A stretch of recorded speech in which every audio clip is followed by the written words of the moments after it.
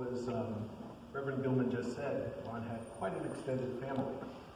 That extended family, when he married Maureen, also included our kids and Claire and the rest of Sue's family and my family.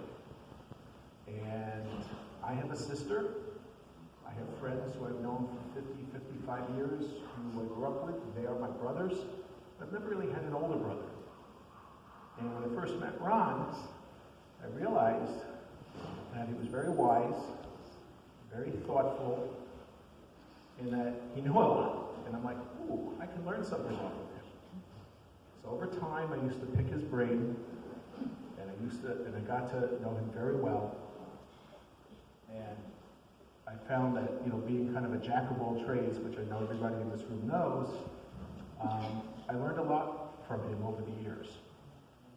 One of the most important traits that Ron had, and that this is true of all wise men, is that you have to know what you don't know. So every once in a while, I get Ron a question, and he didn't know the answer. But he'd be honest about it, let me know, and the next time we spoke, even though I may have completely forgotten about the question, he went ahead and gave me an answer that he researched, looked up, etc. He also had tremendous patience and tremendous care. Besides caring for Maureen and caring for Claire more recently, he helped care for Claire's husband, David. He helped care for Claire's cousin, Lucille. He took responsibility for, friends, became power of attorney, did everything for everybody. And sometimes the poor guy didn't seem to get a break because he was constantly taking care of everybody else. But that just shows who he was and what he brought to the table. He really, really was an extremely patient, caring, thoughtful, and considerate person. We, of course, are not supposed to mourn today. We're supposed to celebrate.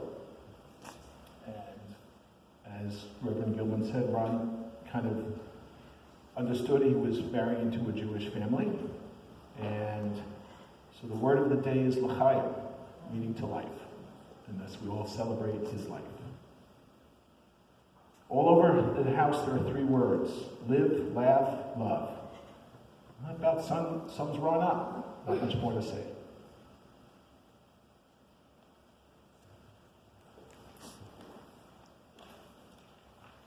So I'm Sue Altman. I am Maureen's first cousin, but we're more like sisters. We grew up in the same three-family home. And Maureen's mom, Claire, and my mom, my late mom, were identical twin sisters. And Claire, you are the rock of our family.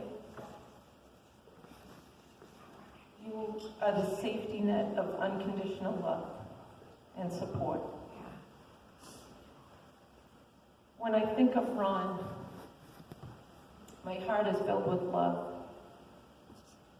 The love he had for Maureen, the love he had for all of us, the love he had for his children. His daughter Nikki is here, his grandson Gage, his son Carl, all of his grandchildren and precious great-grandchildren. He loved dearly. He spoke of you lovingly always. When you were around Maureen and Ron, you could feel their love for one another. They complimented one another. They took care of one another. They truly enjoyed each other's company. They were best friends. And they always made us feel at home in their home. Our children, I have twins, Allie and Hannah, and Nathaniel, our son, have some of the most cherished childhood memories from being with Uncle Ron, Auntie Mo, and Nanny.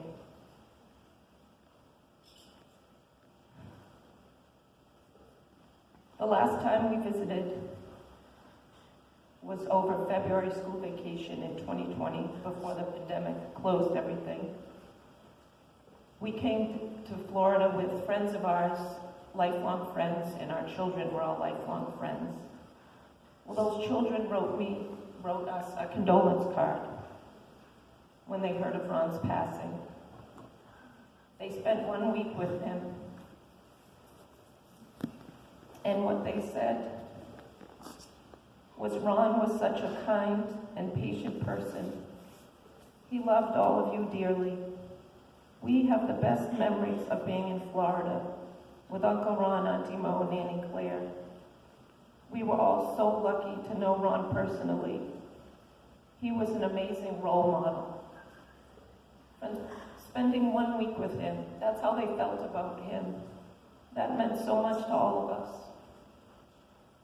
that they shared that. Ron, as Rich said, was the go-to man for anything and everything. He could fix it, figure it out, find ways to navigate it. My brother Charlie shared a story with me about when approximately 20 years ago, he had to bring his newly purchased lobster boat from Cape Cod to Boston. Out of all the seaworthy friends and people he knew, the one person he chose to captain his boat was Ron. He told me that day had the thickest fog. His boat back then did not have all the navigational equipment it has now. I said, how? How did he do it? He was telling me how you map out the route, and you find landmarks, and you go a certain speed, and stuff that I don't understand. But Ron got them there safely. This is one of the many examples of Ron's innate intelligence, abilities, and skill set. But he did so quietly, humbly, with integrity and humility. He never bragged or touted anything he did, ever. He just did it without any fanfare.